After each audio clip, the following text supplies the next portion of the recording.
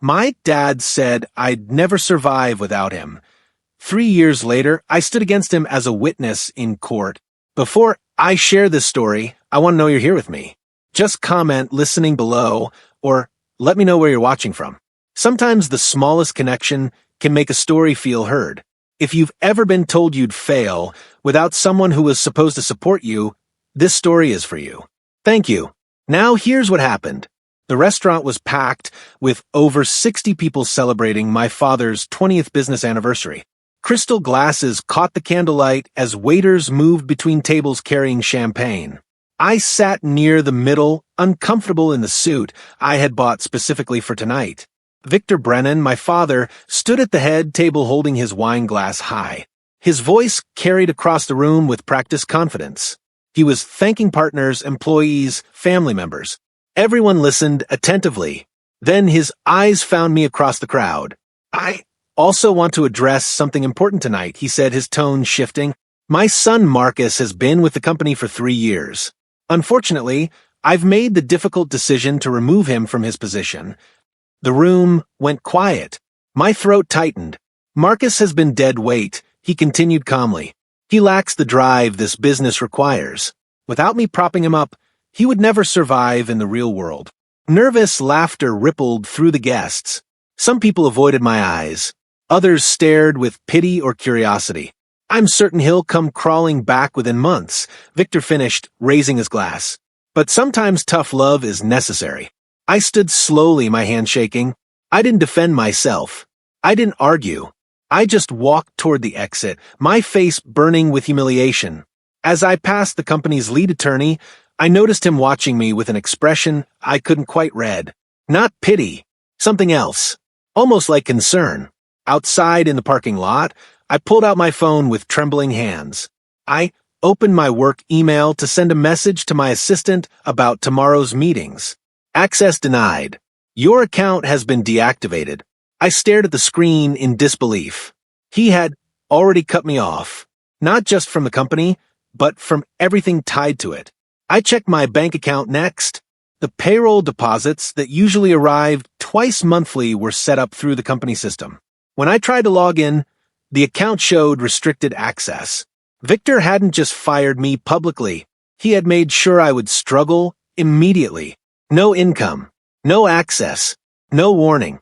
I sat in my car feeling stunned and hollow. 3 years of work erased in a single toast. My phone buzzed with a text from an unknown number. We need to talk. It's about your father's company. This is urgent. I stared at the message, my heart pounding. Who was this? How did they get my number? Another message appeared. I know what he just did to you. Meet me tomorrow at the coffee shop on Westfield Avenue. 10 a.m. Come alone. This is about more than just your job. I sat there in the darkness, the restaurant's warm light spilling through the windows behind me, and wondered what I had just walked into. The coffee shop was quiet when I arrived the next morning. A woman in her 40s sat in the corner booth, nervously tearing a napkin into small pieces. She looked up when I approached. Marcus Brennan, she asked quietly. I nodded and sat down across from her. My name is Sophia Walsh, she said, glancing toward the door. I was the senior accountant at your father's company until 2 months ago. I quit, she said. Her hands were shaking slightly.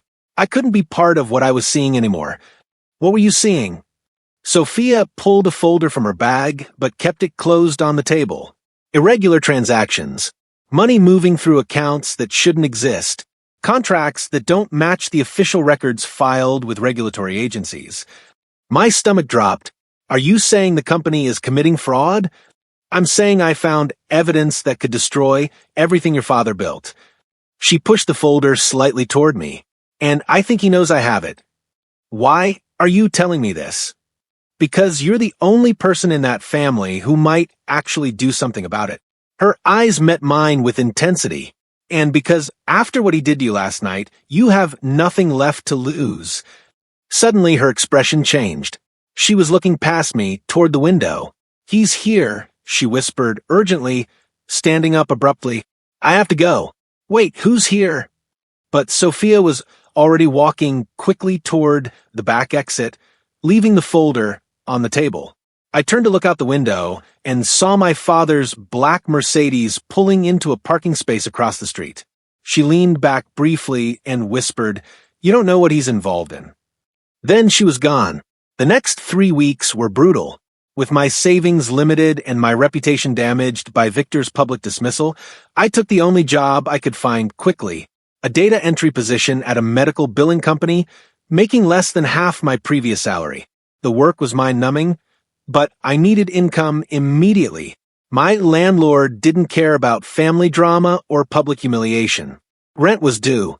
On my second week, a customer came in to drop off paperwork. She looked at my name tag and her eyes widened slightly. "Brennan? Are you related to Victor Brennan?" I forced a neutral expression. "Yes, he's my father." "Oh." Her tone shifted to something like sympathy. "I heard about what happened at that dinner.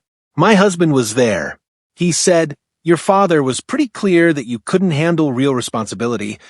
The word stung, but I kept my face blank. "Just trying to survive," I said quietly. She nodded awkwardly and left. That afternoon during my lunch break, I sat in my car scrolling through news on my phone. My coworkers were clustered near the break room, and I overheard fragments of their conversation. "Did you see that article about the investigation into that construction company?" "Which one?" "The one accused of falsifying safety inspections. Brennan Industries, I think." My blood went cold. I quickly searched for the article. There it was, a brief mention of regulatory concerns and an ongoing preliminary inquiry. Sophia's folder was still hidden in my apartment. I hadn't opened it yet. That night, I finally did. The files were meticulously organized. Sophia had documented everything with dates, account numbers, and cross-references. As I read through page after page, the scope of what she had found became clear. Contracts submitted to clients showed one set of specifications. Contracts filed with government regulators showed different, cheaper materials and standards. The difference in costs was pocketed. There were emails discussing how to structure payments to avoid triggering audits. There were invoices that didn't match delivery records. There were safety certifications signed by inspectors who didn't exist. This wasn't a mistake or sloppy bookkeeping. This was deliberate, systematic fraud. I sat at my kitchen table staring at the documents until midnight. My phone buzzed. It was my mother, Diana. "Marcus, we need talk." "About what?" Her voice was tense. "Your father told me you've been asking questions. About the company. About things that aren't your business anymore." "How would he know that?" She hesitated. "Marcus, please, just stop digging into things you don't understand. If you need help, your father is willing to."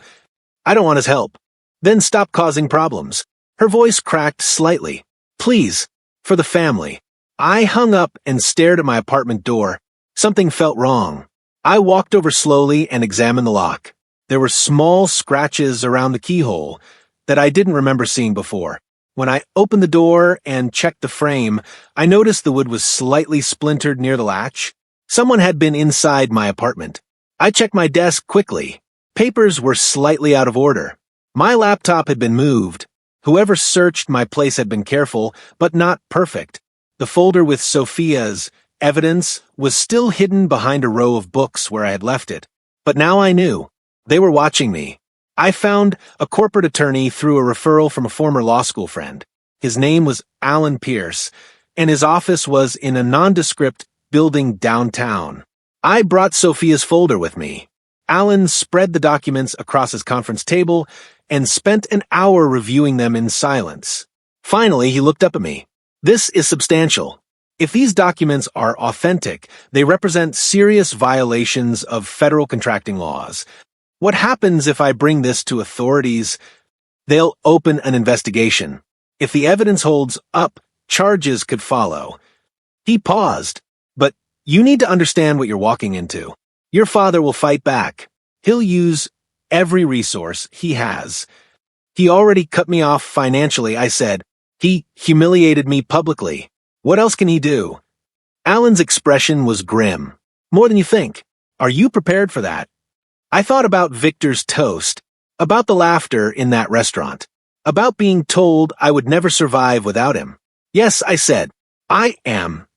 When I left Alan's office, my phone showed a missed call from Victor. He had left a voicemail. His voice was calm and measured. Marcus, I heard you've been meeting with lawyers. Before you make a mistake you can't undo, call me. We should talk privately, father to son. The threat beneath the politeness was clear. I deleted the voicemail and kept walking. 2 weeks later, federal investigators quietly opened a case. Alan contacted me to say they wanted my cooperation as a confidential witness. I agreed immediately. That night, there was a knock on my apartment door. I looked through the peephole and saw Victor standing in the hallway, alone. I opened the door slowly. He smiled, but it didn't reach his eyes. Marcus, can I come in? I stepped aside. He walked into my small apartment, looking around with an expression I couldn't quite read. Not quite disgust, but close. This is where you're living now, he asked. What do you want? He turned to face me. The smile was gone. I want to fix what's broken between us. I was harsh at the dinner. I see that now. You're my son. You belong at the company. You fired me publicly. I was teaching you a lesson. He moved closer. But I'm willing to reinstate you. Full salary. Your old position. We'll tell everyone it was a temporary disciplinary action. What's the condition? He pulled a document from his jacket. Just sign a standard non-disclosure agreement. It protects the company's internal matters from being discussed externally. Simple formality. I took the paper and skimmed it quickly. The language was dense and legal, but the intent was clear. If I signed this, I could never speak about anything I had learned about the company's operations. This isn't a formality, I said. This is a gag order. It's protection. For everyone. His voice hardened slightly. Sign it, and we move forward. Refuse, and you're making a very costly choice. I handed the document back to him and signed. I think you should leave. Victor's expression turned cold. You're making an enemy you can't afford, Marcus. You made that choice for both of us already. He stared at me for a long moment, then turned and walked out without another word. The next morning, my phone exploded with messages. My sister Vanessa had posted a long statement on social media accusing me of trying to sabotage the family business out of bitterness. My brother is spreading lies because he couldn't handle being held accountable for his failures, she wrote. He's trying to hurt our father and destroy what our family built. This is betrayal in its purest form. The post had hundreds of comments, mostly from people I didn't know. Relatives I barely spoke to were sharing it and adding their own condemnations. My aunt called, her voice sharp with anger. How could you do this to your own father? After everything he's given you? You don't know the full story, I said. I know you're acting like a spoiled child who didn't get his way. She hung up before I could respond. That afternoon, Alan called with an update. The investigators have expanded their inquiry. The evidence you provided opened several new lines of investigation. How big is this? Bigger than Sophia initially realized, he said carefully. They're finding patterns that go back years. I sat down heavily. Part of me wanted to stop, to walk away and let someone else handle this. But then I remembered Victor's voice at that dinner. Dead weight. Never survive without him. What do they need from me? I asked. Your testimony. When the time comes. Over the following weeks, the investigators worked quietly. I went to work, came home, and tried to ignore the messages from relatives telling me I was destroying the family. My mother called twice, crying, begging me to stop whatever I was doing. She didn't know the details, but she knew I was cooperating with some kind of investigation. Your father is under enormous stress, she said. You're breaking his heart. Did it break his heart when he publicly humiliated me? I asked. He was trying to teach you responsibility. By lying about fraud? By falsifying safety documents that could get people hurt? She went quiet. I don't know what you're talking about. Then maybe you should ask him. Vanessa sent me a direct message. Mom is having panic attacks because of you. Dad barely sleeps. Whatever you think you're accomplishing, it's just hurting people who love you. I didn't respond. Then Alan called with news that changed everything. The investigators found something significant. He said, "Your father wasn't working alone. There's a silent partner involved. Someone who's been pulling strings behind the scenes." "Who?" There was a pause. "Your uncle, Charles Brennan." I felt the floor drop out from under me. Charles was Victor's younger brother, the family peacemaker who always stayed out of business disputes, the one who had tried to mediate between Victor and me after the dinner. "Charles," I repeated in disbelief. "He's been using shell companies to move money and hide assets. Your father was complicit, but Charles was the architect." Everything suddenly made terrible sense. Victor wasn't the mastermind, he was the frontman. And Charles had been playing us all. The investigators needed more. They had evidence of the fraud scheme, but they needed direct testimony linking Victor and Charles to the forged documents. Without someone who could testify to their involvement, the case would be harder to prove. I remembered something. Years ago, when I first started at the company, Victor had sent me emails bragging about creative accounting and beating the system. At the time, I thought he was just being his usual arrogant self. Now those emails could be evidence. I searched through my old email archives. It took hours, but I found them. Dozens of messages where Victor explicitly discussed manipulating contracts and fooling regulators. He had been so confident that he never thought to hide what he was doing from his own son. I forwarded everything to Alan. "This is exactly what we needed," he said. "This ties him directly to knowing participation in fraud. What happens now?" "We turn it over to the prosecutors. They'll build their case. And eventually, they'll need you to testify in court." My hands were shaking. Testifying means facing him publicly. "Yes. Are you prepared for that?" I thought about it for a long time. Then I remembered something else. When I was 12, Victor had taken me to court for a business dispute. I watched him testify with complete confidence, destroying the opposing party's credibility. "You have to be willing to fight dirty," he had told me afterward. "Nice guys finish last." I had never forgotten that lesson. Now, I was about to use it against him. "Yes," I told Alan. "I'm prepared." 2 days later, I came home to find my apartment door hanging open. This time, the intruder hadn't bothered being subtle. My furniture was overturned. Drawers were pulled out and emptied. Papers were scattered everywhere. They had torn apart my couch cushions and searched through every cabinet. My laptop was gone. So was my tablet. But I had backed up everything to encrypted cloud storage days earlier. They had stolen worthless hardware. I called the police and filed a report. Then I called Alan. "They're getting desperate," he said. "That's actually good for us. Desperate people make mistakes." They broke into my home, which is a crime that can be investigated. The more they try to intimidate you, the more evidence we have of obstruction. That night, I stayed at a cheap hotel. I couldn't sleep in my destroyed apartment. As I lay awake in the unfamiliar bed, I realized something. I wasn't afraid anymore. I was angry, and anger was more useful than fear. The next morning, Victor called me directly. "We need to meet," he said. His voice was different, strained, almost pleading. "Why?"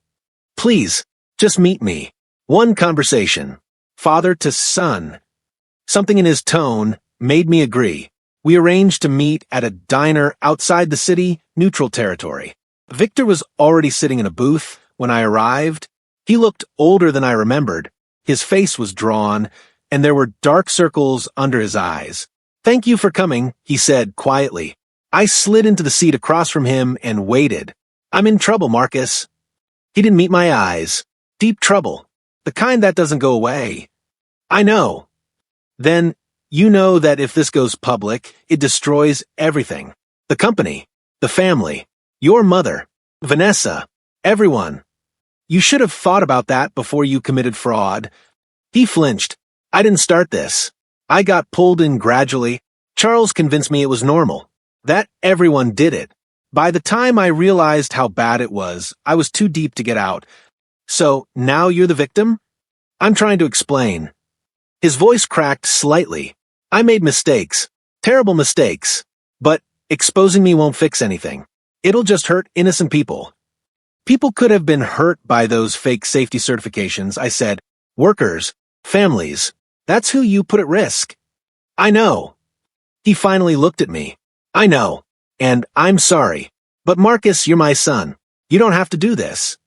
For a moment, I saw genuine fear in his eyes instead of his usual arrogance. But he still wasn't taking real responsibility. He was just afraid of consequences. You told 60 people I was dead weight. I said, quietly. You said I'd never survive without you. I was wrong. You were cruel. We sat in silence for a long moment. If I could take it back, I would, he said. But you can't. I stood up to leave. He grabbed my arm desperately. Please, just walk away. Let them investigate. But don't testify. Don't be the one who destroys your own father. I pulled my arm free. You destroyed yourself. Alan called the next day with more disturbing news. Charles had hired an aggressive defense team and was preparing to blame everything on Victor. He's going to claim your father ran the whole operation and that he was just a passive investor who didn't know about the fraud, Alan explained. That's a lie. Of course it is. But Charles has money and connections. He's going to try to make himself look like another victim. What about my father? He's going to be the scapegoat. Charles is already building a case that paints Victor as the corrupt one who manipulated everyone. I felt sick. Victor had done terrible things, but watching Charles prepare to sacrifice his own brother was even worse. Can they prove Charles was involved? I asked. With your testimony, yes. The emails you found show both of them were working together. But the prosecutors need you to be willing to take the stand. What if I refuse? Then the case against Charles gets much weaker. He might walk away with minimal consequences while your father takes the fall for both of them. I spent a sleepless night thinking about it. Victor didn't deserve protection, but Charles deserved justice even less. The next morning I called Alan. I'll testify against both of them. Are you absolutely certain? Yes. Then we move forward. The prosecutor wants to meet with you next week to prepare. The prosecutor's name was Catherine Hayes. She was in her 50s with sharp eyes and a no-nonsense demeanor.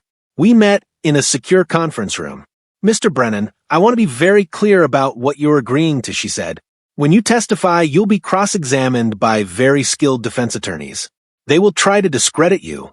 They'll paint you as vengeful, bitter, unreliable. I understand. Your family will likely never forgive you. They already haven't. She studied me carefully. Why are you doing this? I thought about how to answer. Because what they did was wrong. And because someone needs to tell the truth. Catherine nodded slowly. Then let's prepare you properly. Over the next 3 weeks, we went through every piece of evidence. I explained the emails, the timeline, the conversations I had witnessed. Catherine asked brutal questions, preparing me for what the defense would throw at me. They'll ask if you're doing this because your father fired you, she warned. He did fire me, but that's not why I'm testifying. What will you say when they ask that? I practiced my answer until it felt natural. I'm testifying because fraud is illegal. Whether he fired me or promoted me doesn't change the facts. Finally, Catherine told me the trial date. 3 months away. Get your affairs in order, she advised. Once this starts, your life will change. I went home and sat in my small apartment, looking at everything I had built since Victor cut me off. A modest job, a simple life, independence. He had said I would never survive without him. I had survived, and now I was going to make sure he faced consequences. The trial began on a cold Monday morning in November. The courthouse was packed with media, lawyers, family members, and curious observers. I arrived early and sat in the witness waiting room. Through the small window, I could see Victor and Charles in the courtroom, sitting at separate defense tables with their legal teams. Victor was dressed in an expensive suit, looking dignified and composed. Charles looked equally polished, confident even. Neither of them looked at each other. My mother and Vanessa sat in the gallery behind Victor. Diana's face was pale and drawn. Vanessa stared straight ahead with a blank expression. Alan sat beside me in the waiting room. Are you ready? As ready as I'll ever be. Remember what Catherine taught you. Answer clearly. Don't get defensive. Tell the truth. The bailiff called my name. It was time. I walked into the courtroom and felt every eye turned toward me. The room was absolutely silent except for the sound of my footsteps. I took my seat in the witness box and was sworn in. My hands were shaking slightly, so I kept them folded in my lap. Catherine approached with a reassuring nod. Please state your name for the record. Marcus Brennan. And what is your relationship to the defendants? I looked directly at Victor for the first time. He was staring at me with an expression of quiet desperation. Victor Brennan is my father. Charles Brennan is my uncle. And you worked at Brennan Industries for 3 years, is that correct? Yes. Catherine began walking me through the evidence methodically. The emails, the dates, the conversations I had overheard, the documents Sophia had provided. With each answer, I felt the weight lifting. I wasn't hiding anymore. I wasn't protecting anyone. I was just telling the truth. Victor's attorney rose for cross-examination. His name was Jeffrey Sterling, and he had a reputation for destroying witnesses. Mr. Brennan, isn't it true that your father fired you from the company just months before you came forward with these allegations? Yes.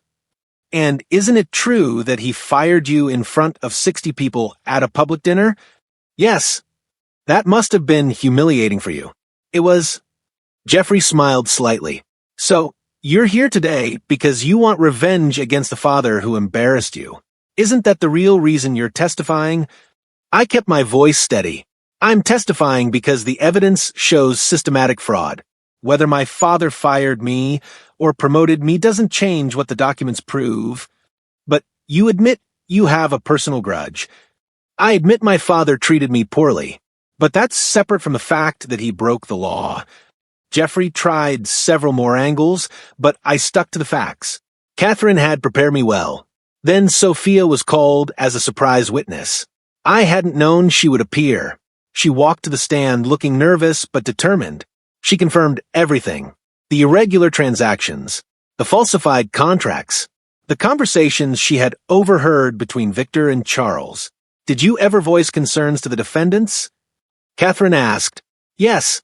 I told Mr. Victor Brennan directly that some transactions appeared questionable. He told me to mind my own business and do my job. And what did you do? I began documenting everything.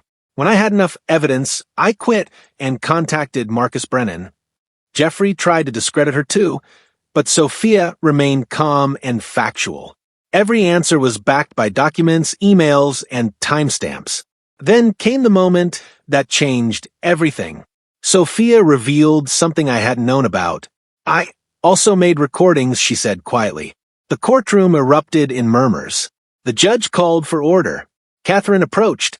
You recorded conversations? Yes. I was afraid something might happen to me if I spoke up, so I recorded several meetings where Mr. Charles Brennan discussed the fraud scheme with his attorney and other associates. Why didn't you mention these recordings before? Because I was terrified. I only came forward now because Marcus showed me that sometimes doing the right thing matters more than being safe. The recordings were played in court. Charles's voice filled the room, discussing in explicit detail how to structure the fraud to avoid detection. He mentioned Victor multiple times as his willing partner. Charles's confident expression cracked. His attorney objected frantically, but the recordings were ruled admissible. When the prosecution rested, Victor's attorney requested a sidebar. Through the glass, I could see him arguing desperately with the judge. The recess was called. I sat in the witness room, exhausted. Alan came in with a strange expression. Victor's attorney is negotiating a plea deal. What? He knows the recordings destroyed Charles's defense. And they implicate your father too. He's trying to get Victor a lighter sentence in exchange for cooperation against Charles. I felt numb. After everything, Victor was still trying to save himself. The next day, both sides presented their closing arguments. Catherine methodically walked through every piece of evidence showing the systematic nature of the fraud. Charles's attorney tried to paint him as a businessman who made mistakes but had no criminal intent. But the recordings made that defense impossible. Victor's attorney focused on portraying him as someone who got in over his head and was manipulated by his more sophisticated brother. The jury deliberated for 2 days. When they returned, the verdict was unanimous. Both Victor and Charles were found liable for fraud, conspiracy, and falsifying federal documents. Charles received the harshest penalty, 20 years in federal prison and full restitution of all fraudulently obtained funds.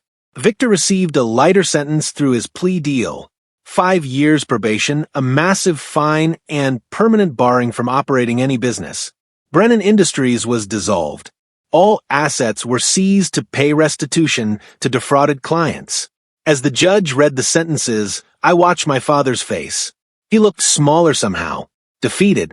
He turned and looked at me one last time before being escorted out. There was no anger in his expression, just a kind of sad recognition. The media storm lasted for weeks. Father and son face off in federal fraud trial ran in every major newspaper. Reporters camped outside my apartment building. My relatives stopped calling. The ones who had accused me of betrayal now pretended I didn't exist. Vanessa sent one final message. I hope you're happy with what you've done. But then, a week later, she called. Her voice was small and uncertain. Marcus, can we talk? I almost hung up, but something made me stay on the line. I was wrong about you, she said quietly. I didn't want to believe Dad could do those things. I convinced myself you were lying because it was easier than accepting the truth. And now I've seen all the evidence, the recordings, the emails, all of it. She was crying. I'm sorry. I'm so sorry for what I said about you. Thank you. Can you ever forgive me? I thought about it. Maybe. Someday. But not right now. We hung up. It wasn't reconciliation. But it was a start. 6 months after the trial, Victor requested to see me. The prison allowed supervised visits for family members. I debated whether to go. Alan advised against it. You don't owe him anything. But I went anyway. I needed to see him one last time. Victor sat across from me in the visiting room wearing a prison jumpsuit. He looked years older. His hair had gone completely gray. Thank you for coming, he said quietly. I didn't respond. I've had a lot of time to think, he continued. About what I did. About how I treated you. About that dinner. And I underestimated you. He met my eyes.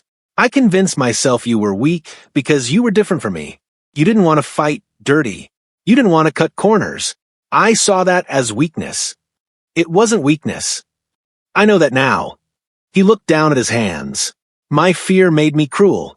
I was afraid that if you succeeded your own way, it would prove I was wrong about everything. So I tried to tear you down before you could prove me wrong. I sat quietly letting him finish. I don't expect you to forgive me, he said. I just wanted you to know that you were right to testify. What I did was wrong, and you were brave to stand up against it. You destroyed lives, I said, workers who trusted those safety certifications, clients who trusted your contracts, Mom and Vanessa. I know. His voice broke slightly. I know. We sat in silence for a moment. I survived without you, I said finally. You said I never would. But I did. He nodded slowly. You did. You became someone I never imagined you could be. Someone better than me. I stood to leave. He didn't try to stop me. As I walked out of the prison, I felt something release. Not forgiveness exactly, but closure. With my name cleared and the trial behind me, opportunities began opening that had never existed under Victor's shadow. A former colleague from Brennan Industries called. Several of us are starting a consulting firm. Ethical business practices, transparency, proper compliance.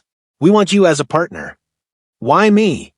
Because you proved you can't be bought or intimidated. That's exactly the kind of integrity we need. I accepted. The firm grew steadily. We specialized in helping companies implement proper oversight and avoid the kind of fraud that destroyed Victor's empire. Clients specifically requested to work with me. You're the guy who testified against his own father to expose fraud, one CEO said. That takes guts. That's who I want auditing my company. Slowly, I rebuilt a career on my own terms. No shortcuts. No lies. No cutting corners. It was harder than working for Victor had been. But it was mine. Built on truth instead of deception. 3 years after the trial, I was driving through the old business district when I passed the building that used to house Brennan Industries. It was empty now. Windows dark.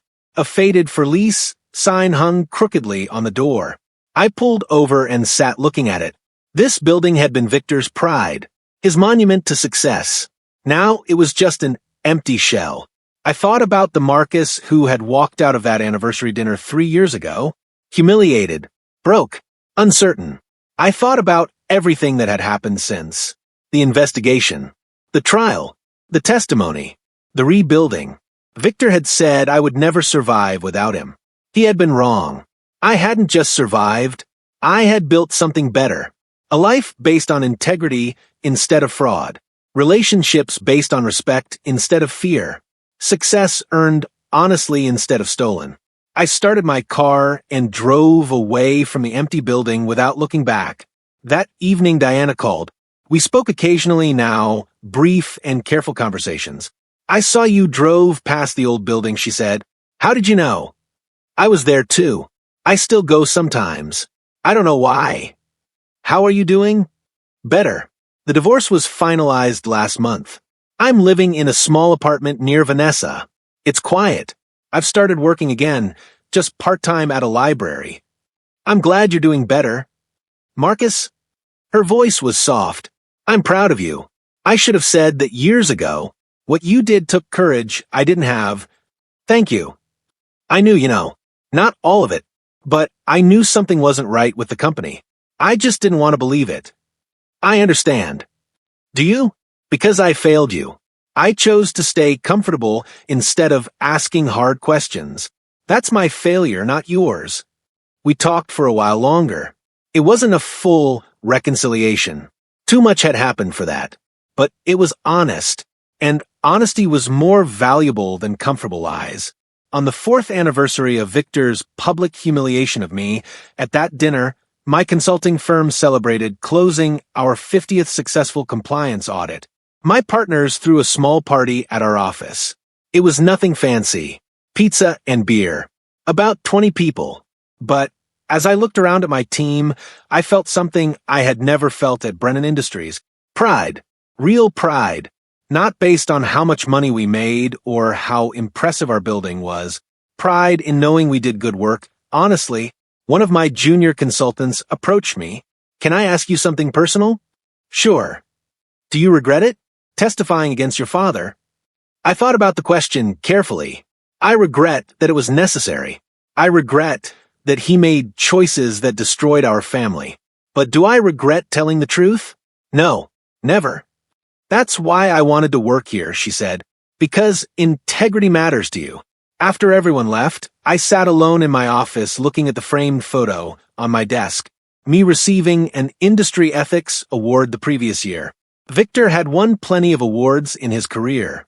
Businessman of the Year, Industry Leader, Community Partner, all of them based on a lie. My single ethics award meant more than all of his combined. Last month, I received a letter forwarded from Victor's attorney. He had written it from prison. Marcus, I've been reading about your firm's success. I'm genuinely proud of you, even though I have no right to be. You've built something meaningful. You've proven that success doesn't require corruption. I wish I had learned that lesson earlier. I wish I could have been the father you deserved. But I destroyed that chance. All I can do now is tell you that you were right. About everything. I hope someday you find peace. You've earned it. I read the letter several times. Then I filed it away. He wanted absolution. I wasn't ready to give it. But I wasn't angry anymore either.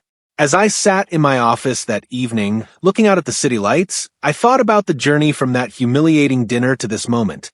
Victor had said I would never survive without him. But surviving had never been the goal. Thriving had been. Building something honest, living with integrity, refusing to let his cruelty define my limits. He thought cutting me off would break me. Instead, it freed me. 3 years ago, I stood in a courtroom and testified against my father. It was the hardest thing I had ever done, but it was also the moment I stopped being his son and became my own person. He tried to make me weak by taking everything away. Instead, he taught me that I didn't need him to be strong. I became someone he never imagined I could be, and that was the greatest victory of all. If you've ever been told you'd fail without someone, if you've ever been underestimated by people who should have believed in you, comment below and let me know. You're not alone. Subscribe for more stories about finding strength when others see weakness. Until next time, remember that sometimes the people who try to hold you down are just afraid of how high you'll fly without them.